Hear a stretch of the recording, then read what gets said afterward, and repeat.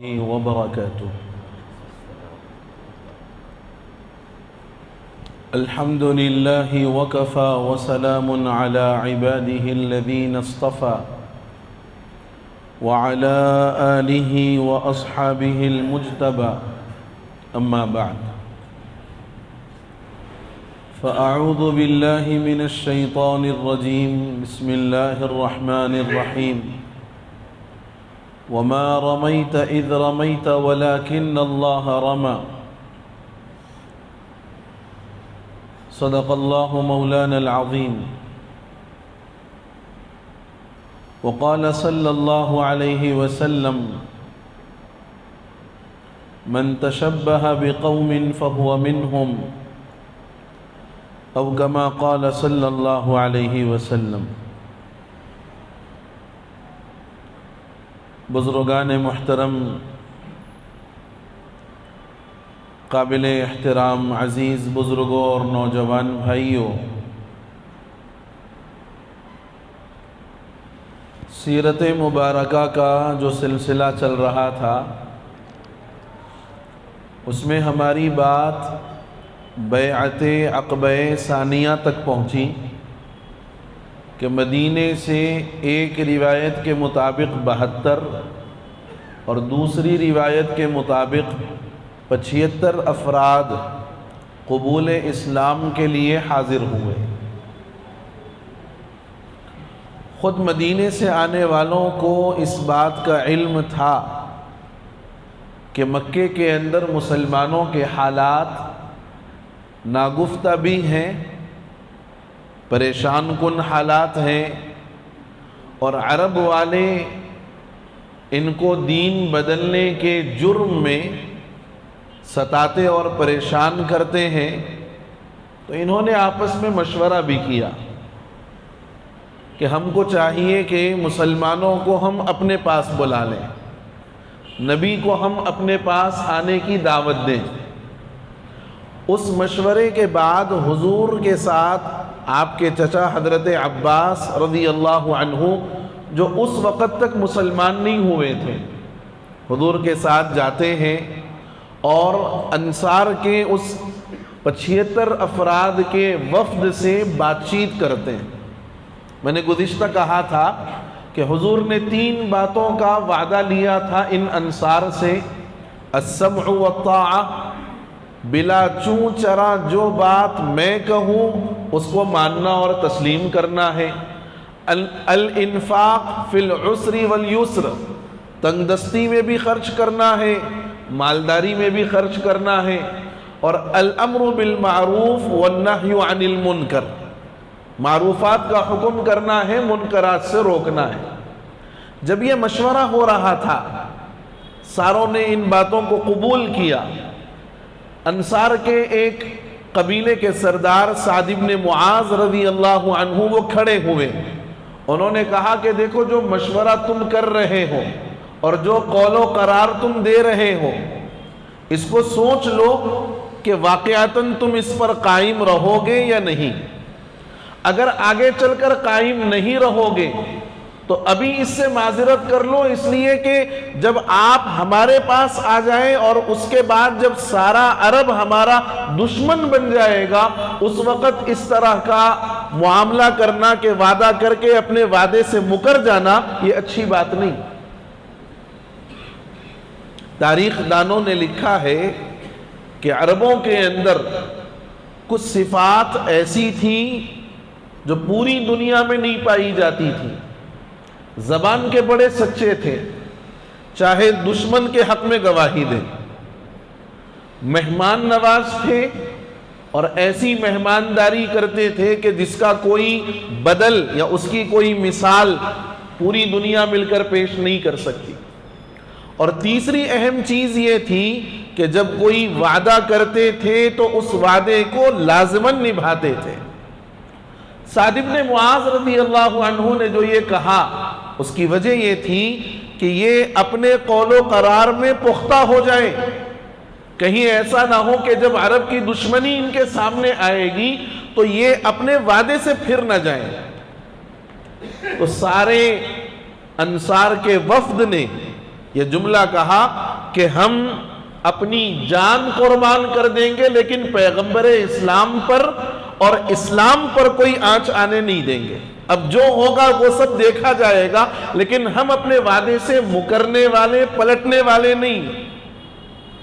جب یہ اطمینان ہو گیا تو اللہ کے رسول صلی اللہ علیہ وسلم نے صحابہ میں یہ اعلان فرمایا کہ جس کو جیسی سہولت ہو اور جس کو جیسا موقع ملے وہ مدینے کی طرف ہجرت کرتا ہوا چلا جائے.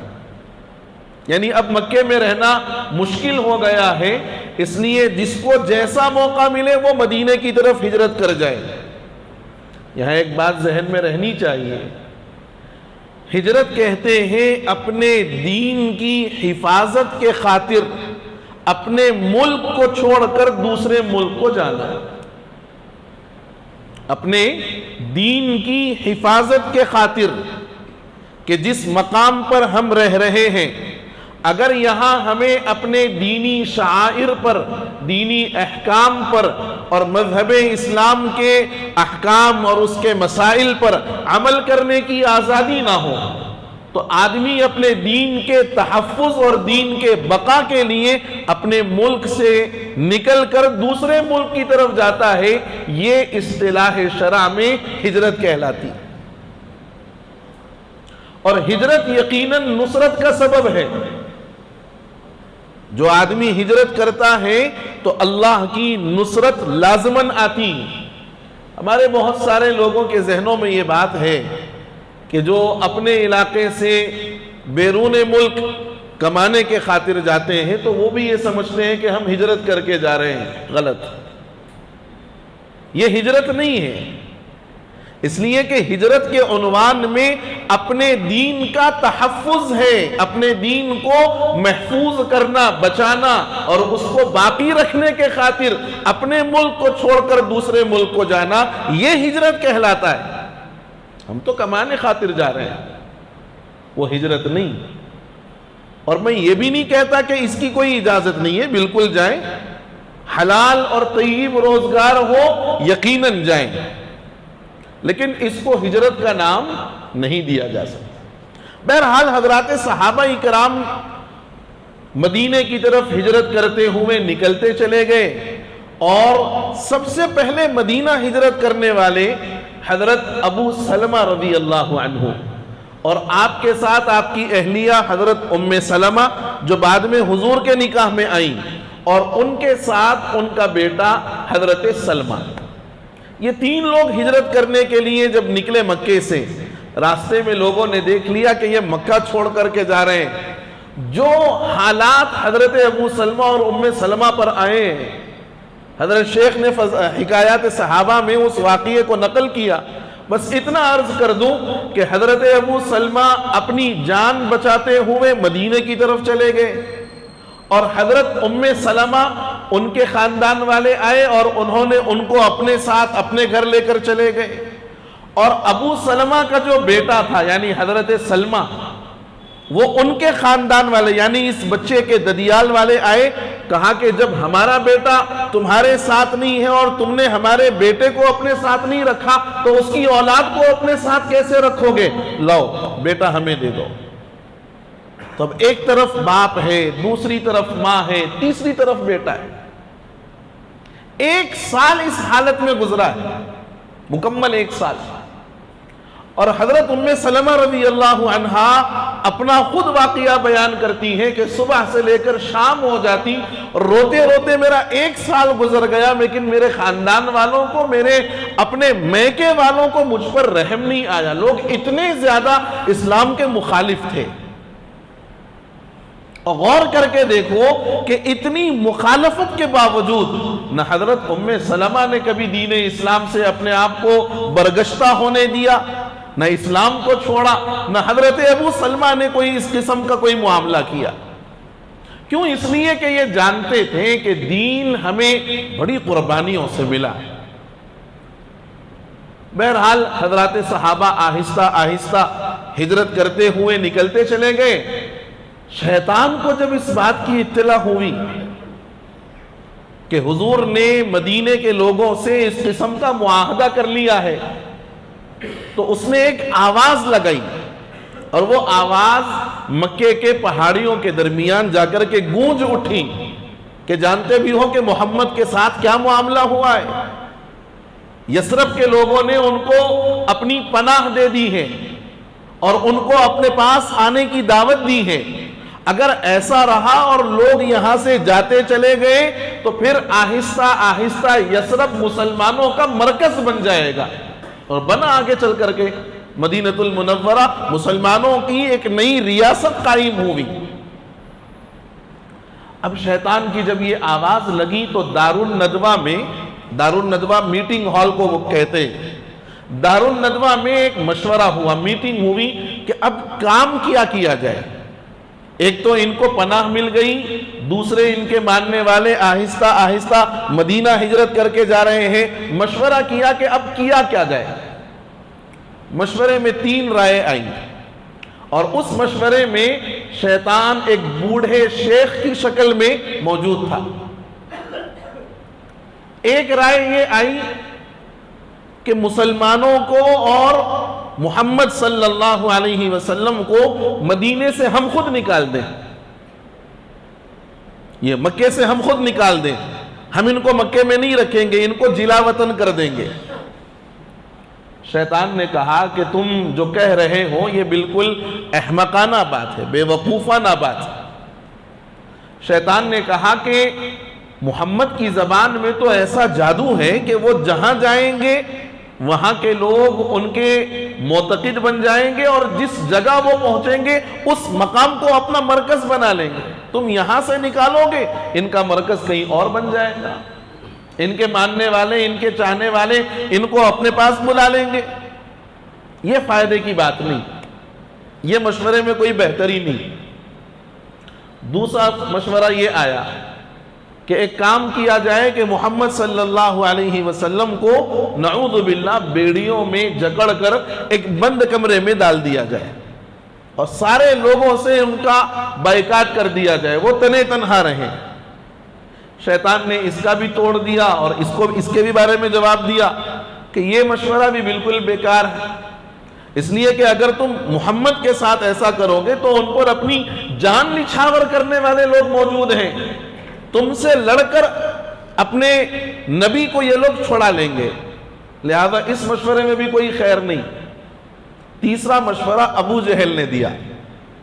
ابو جہل نے کہا کہ ایک کام یہ کیا جائے کہ عرب کے اندر جتنے قبیلے ہیں ہر قبیلے سے ایک نوجوان کو طے کیا جائے، منتخب کیا جائے، اور سارے عرب کے قبائل کے نوجوان جب محمد اپنے گھر سے نکلیں صلی اللہ علیہ وسلم تو یہ سارے نوجوان ایک بارگی ان پر حملہ کر کے نعوذ باللہ ان کو قتل کر دیں. اس میں ہوگا یہ کہ سارے عرب کے قبائل موجود ہیں، لہذا بنو ہاشم جو حضور کا خاندان ہے، بنو ہاشم ان سارے قبائل والوں سے دیت نہیں لے سکیں گے، بدلہ نہیں لے سکیں گے، اور ہم خون بہا کے طور پر 100 اونٹ دے دیں گے. شیطان نے کہا کہ یہ بالکل صحیح رائے ہے اور بڑا صحیح مشورہ ہے، اس کو طے کر لیا جائے. تو دارالندوہ میں نعوذ باللہ حضور کے قتل کی سازش طے ہو گئی، اور نوجوانوں کو حضور کے گھر کے اطراف میں بیٹھنے کے لیے پابند بھی کر دیا گیا. ادھر حضور کو ابھی ہجرت کا حکم نہیں آیا، حضور کے لیے ابھی ہجرت کا حکم نہیں آیا. صدیق اکبر رضی اللہ عنہ نے پوچھا بھی کہ یا رسول اللہ سفر کی تیاری میں بھی کر لوں؟ تو حضور نے فرمایا کہ صدیق ابھی رک جاؤ، مجھے امید ہے کہ مجھے خود اجازت ملے گی. جب حضور کو اجازت ملی دوپہر کی کڑاکے کی دھوپ میں، روایات میں ہے کہ ھذا رسول اللہ صلی اللہ علیہ وسلم متقنعا رأسہ، حضور اپنے سر پر رومال ڈال کر کے اور اس کو اپنے چہرے پر اس کا آسرا لیتے ہوئے آپ حضرت صدیق اکبر کے گھر روانہ ہوئے. جب حضور دوپہر کے موقع پر صدیق اکبر کے گھر روانہ ہوئے تو حضرت ابو بکر سمجھ گئے کہ کوئی بڑا اہم مسئلہ ہے، تبھی حضور اس موقع پر میرے یہاں تشریف لائیں. حضور نے فرمایا کہ ابو بکر آج رات ہجرت کے لیے نکلنا. تو تو حضرت ابو بکر نے 2 اونٹ پہلے ہی سے تیار کر کے رکھی ہوئی تھی اور ان کو کئی دنوں سے چارہ دے رہے تھے. حضور سے فرمایا کہ یا رسول اللہ میں ہجرت کی تیاری پہلے سے کر رہا تھا، چنانچہ 2 اونٹنیاں میں نے خریدی ہیں، ایک میں آپ کو دیتا ہوں اور ایک اپنے استعمال میں رکھتا ہوں. حضور نے فرمایا کہ میں اس کی قیمت ادا کروں گا تو ہی لوں گا. بہرحال سفر کی یہاں تیاری ہو گئی.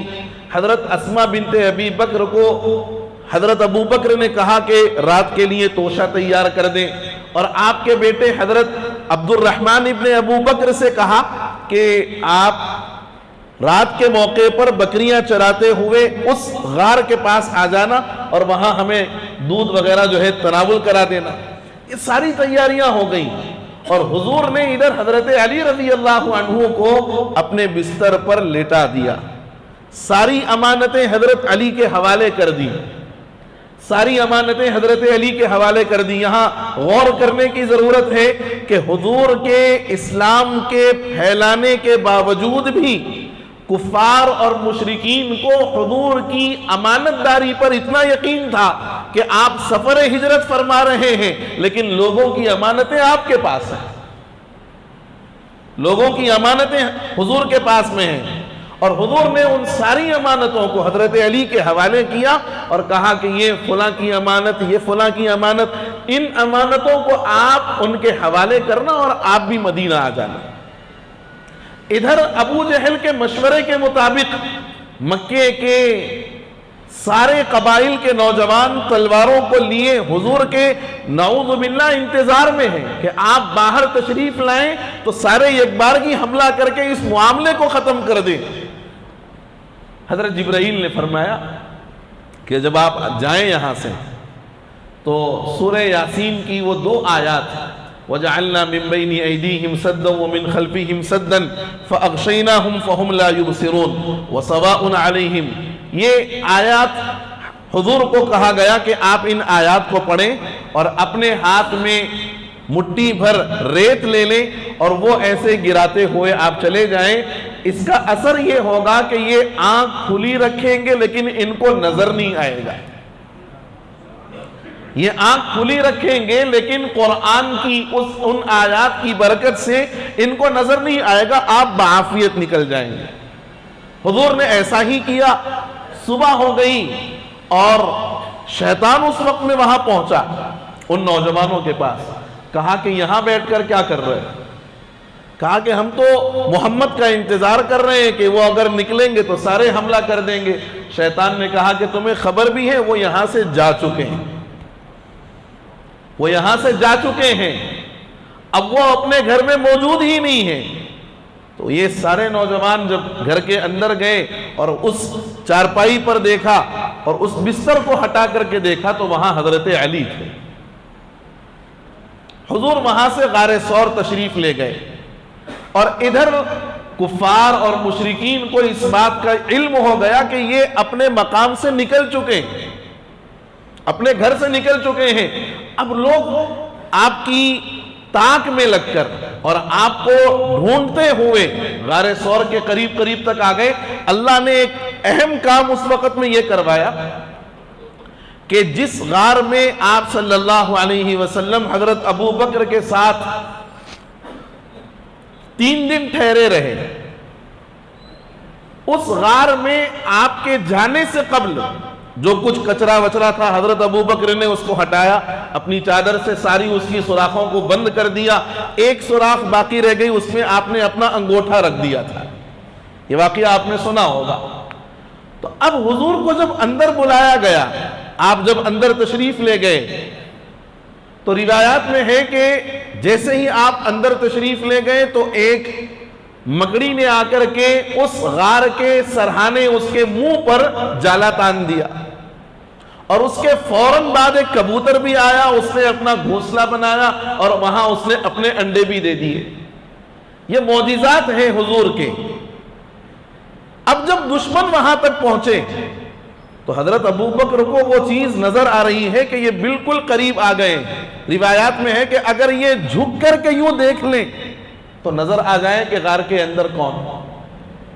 لیکن جب یہ غار کے پاس پہنچے اور اس کا بیرونی نقشہ دیکھا کہ اس پر تو مکڑی کا جالا ہے، اس پر کبوتر بھی ہے، اس نے اپنا گھر بنایا، اپنے انڈے دے دیے، اب اگر کوئی اندر جاتا تو یہ ساری چیزیں ختم ہو جاتی، یہاں باقی نہیں رہتی، مکڑی کا جالا ختم ہو جاتا اور گھونسلہ گر کر کے اس کے انڈے خراب ہو جاتے، ساری چیزیں جیسی کی ویسی ہیں۔ اس کا مطلب یہ ہے کہ کوئی اس غار کے اندر نہیں گیا۔ حضور حضرت ابو بکر کے اس ران کے حصے پر گود میں اپنا سر رکھ کر کے آرام کر رہے ہیں، اور اس ایک سوراخ میں جہاں کوئی اور چیز نہیں بچی تھی رکھنے کے لیے، جہاں ابو بکر نے اپنا انگوٹھا رکھا تھا، وہاں اندر ایک سانپ تھا، اور انتہائی زہریلا سانپ۔ اور وہ سانپ روایات میں ہے کہ اس بات کے انتظار میں تھا کہ یہاں حضرت محمد الرسول اللہ صلی اللہ علیہ وسلم آئیں گے، اور وہ سانپ آپ کے دیدار کے لیے اس مقام پر بیٹھا ہوا تھا۔ وہ زہریلا سانپ حضور کے دیدار کے لیے بیٹھا ہوا تھا۔ جب حضرت ابو بکر کا انگوٹھا وہاں پر تھا، وہ نکل کر حضور کو دیکھنا چاہتا ہے، اور یہ انگوٹھا اس کے دیکھنے میں رکاوٹ بن رہا ہے۔ بار بار اس نے آنا چاہا، لیکن آنے کا جب کوئی راستہ نہیں ہوا تو اس نے اپنا دست جو ہے نا حضرت ابو بکر کے انگوٹھے پر کر دیا۔ روایات میں ہے، اور اس بات کی طرف سیرت نگاروں نے لکھا بھی ہے کہ وہ سانپ کوئی اذیت پہنچانے کے لیے نہیں آیا تھا، بلکہ حضور کی زیارت کے لیے آیا تھا۔ بہرحال حضرت ابو بکر کے جب وہ ڈنک مارا تو آپ کے جسم پر جو زہر پھیلا ہے، حضرت ابو بکر نے بہت دیر تک برداشت کیا، لیکن جب معاملہ حد سے آگے بڑھ گیا تو آپ کی آنکھوں سے آنسو نکلے اور وہ حضور کے چہرے انور پر پڑے۔ حضور کی نیند بیدار ہوئی، دیکھا حضرت ابو بکر کا رنگ بدلتا جا رہا ہے۔ جب معاملہ تحقیق کیا، معلوم کیا کہ کیا وجہ ہے، تو فرمایا یا رسول اللہ ایسی ایسی بات ہوئی۔ حضور نے اپنا لعاب دہن نکالا اور آپ کے اس سانپ کے کاٹنے والے مقام پر لگایا، حضرت ابو بکر کو شفا ہو گئی۔ حضور کی زبان مبارک کے بول میں شفا ہے، حضور کے زبان مبارک سے نکلنے والے لعاب میں شفا ہے، حضور کے پسینے مبارک میں شفا ہے، حضور کی پوری ذات شفا ہے، الحمدللہ۔ اب میرے بزرگوں غور کرو، بات ہماری یہاں تک رک گئی، اب غور کرو کہ حضور کی پوری ذات شفا، حضور کا لعاب دہن شفا، حضور کی زبان مبارک سے نکلنے والے بول شفا، اور حضور کے جسم اطہر سے نکلنے والا پسینہ وہ بھی شفا، تو لازم بات ہے کہ حضور جس شریعت کو لے کر آئے ہیں، کیا وہ شریعت شفا کا ذریعہ نہیں ہے؟ کیا وہ شریعت ہمارے لیے شفا کے واسطے کافی نہیں ہے؟ غور کر کے دیکھو کہ جن لوگوں کی گٹھی میں کفر پڑا ہوا تھا، جن لوگوں کے زندگیوں کا حصہ گناہوں کے دلدل کے اندر پھنسا ہوا تھا، جب حضور کی دعوت کو انہوں نے قبول کیا حضرات صحابہ، تو ان ساری برائیوں کو، ان ساری غلط کاریوں کو اور ان سارے گناہوں کو جس کے اندر یہ مبتلا تھے، ان ساروں کو چھوڑا اور شریعت محمدی سے وابستہ ہو گئے، شریعت محمدی سے وابستہ ہو گئے۔ کیوں؟ اس لیے کہ یہ شریعت شفا کا ذریعہ ہے، حضور کی ذات گرامی شفا کا ذریعہ ہے۔ اپنے اندر کی برائیوں کو نکالا اور اچھائیوں کو اپنے اندر داخل کیا۔ ہم کیسے مسلمان ہیں کہ ہمارے پاس اتنی صاف اور شفاف شریعت موجود ہے، اور ہم اپنی چیزوں کو چھوڑ کر غیروں کی چیزوں کو اپنا لیں؟ ہم اپنی چیزوں کو چھوڑ کر غیروں کی نقالی کرنے پر بڑا فخر محسوس کریں اور بڑا اچھا محسوس کریں، کہیں کہ صاحب یہ ٹائم پاس کے لیے۔ آج 14 جنوری ہے، برادران وطن کا ایک تیوہار اس موقع پر ہوتا ہے، اور اس تیوہار میں ان کا اپنا معمول ہے پتنگ بازی کرنا۔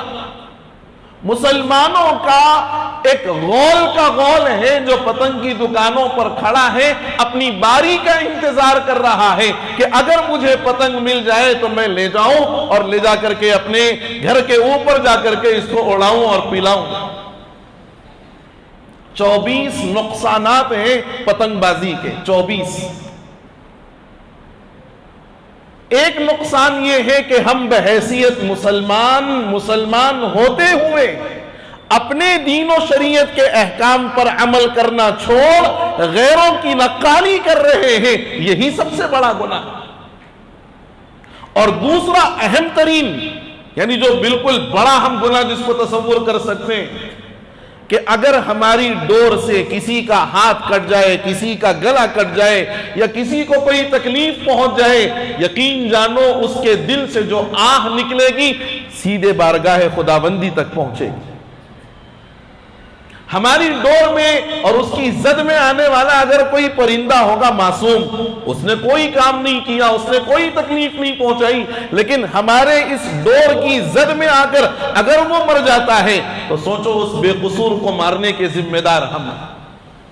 ٹیرس پر چڑھ کر کے ہم جو پتنگ بازی کریں، نہیں کریں گے انشاءاللہ، نہیں کریں گے، آواز ہی نہیں آ رہی، ٹیرس پر چڑھ کر یہ کام ہوتا ہے، تو آپ غور کر کے دیکھو کہ آس پاس کے رہنے والوں کے لیے بے پردگی کا ماحول ہم پیدا کر رہے ہیں۔ عورتیں چڑھ کر اپنے کپڑے سکھانا چاہیں وہ نہیں سکھا سکتی کہ بھائی پورے نوجوان بچے جو ہے اوپر کھڑے ہوئے ہیں، اور شیطان ایسے موقع پر مزید دل کے اندر گناہوں کی طرف میلان بڑھا دیتا ہے۔ آپ سمجھ رہے ہیں، مجھے وضاحت کی ضرورت نہیں۔ اور خدا نہ خواستہ ہزار ہاں مرتبہ اللہ نہ کرے، کروڑ ہاں مرتبہ اللہ نہ کرے، غیروں کی نقالی کرتے ہوئے، پتنگ اڑاتے ہوئے، خدا نہ خواستہ اگر کوئی مسلمان اوپر سے نیچے کی طرف آ جائے اور وہ اس کے لیے آخری لمحہ ہو، نہ کلمہ نصیب ہوا، نہ کوئی دین اسلام کا کام کرتے ہوئے وہ دنیا سے گیا، غیروں کی نقالی کرتے ہوئے، کافروں کی نقالی کرتے ہوئے وہ پتنگ اڑاتے ہوئے اوپر سے نیچے گرا اور زمین کے حوالے ہوا، اس کی جان نکل گئی، کیا کہو گے؟ ایمان پر خاتمہ بھی نصیب نہیں ہوا۔ کیا یہ کم گناہ ہے؟ اپنے بچوں کو بچپن سے سکھاؤ، اپنے بچوں کی ضد کے آگے خود مجبور مت ہو جاؤ۔ تم باپ ہو ان کے، تم ان کے سرپرست ہو، تم ان کے ذمہ دار ہو، تمہاری ذمہ داری ہے ان کی جیسی دنیا بنانا، تمہاری ذمہ داری ہے آخرت بنانا بھی تمہاری ذمہ داری ہے، ان کے عقائد کی حفاظت کرنا بھی تمہاری ذمہ داری ہے۔ اپنے بچوں کے ذہنوں میں اس بات کو ڈالو کہ بیٹا یہ ہمارا شعار نہیں ہے، ٹائم پاس ہی کے نام پر صحیح، لیکن خدا کے واسطے ایسا ظلم نہ اپنے آپ پر کرو نہ اپنی نسلوں پر کرو۔ اگر ہم نے ان لوگوں کو ٹائم پاس کے نام پر چھوڑ دیا، آگے چل کر کے یہ چیز ان کے زندگیوں کا لازمی حصہ بنتی چلی جائے گی اور اس کے ذمہ دار ہم خود بنیں گے۔ اگر نوجوانوں کا وہ غول جو پتنگ کی دکانوں پر کھڑا ہے، اپنی باری کا انتظار کر رہا ہے، اتنے نوجوان ہر روز محلے کی ہر مسجد میں آ جائیں، اللہ کی مدد اترتے ہوئے آپ اپنی آنکھوں سے دیکھیں گے انشاءاللہ۔ تو یہ ایک اہم گزارش تھی کہ صحابہ نے حضور کو پا کر اپنی سابقہ زندگی کو بدل دیا، گناہوں کو چھوڑ دیا۔ ہم حضور کی شریعت کو ماننے والے، حضور کو ماننے والے، حضور کی ذات مبارک کے لیے اپنا سب کچھ قربان کرنے والے، غیروں کی نقالی ہم کیوں کریں؟ ہمارا مذہب تو بڑا بہترین مذہب ہے، ہمارا مذہب بڑا پاکیزہ مذہب ہے۔ غور کر کے دیکھو کہ اس عمل سے نہ دنیا کا کوئی نفع ہے نہ آخرت کا کوئی نفع ہے، بلکہ یوں کہو کہ دنیا کا بھی نقصان، آخرت کا بھی نقصان، اور مومن کوئی ایسا کام نہیں کرتا جو اس کے لیے نقصان کا ذریعہ بنے۔ اللہ مجھے اور آپ کو کہنے سننے سے زیادہ توفیق عمل نصیب فرما دے۔ آمین۔ وآخر دعوانا ان الحمدللہ رب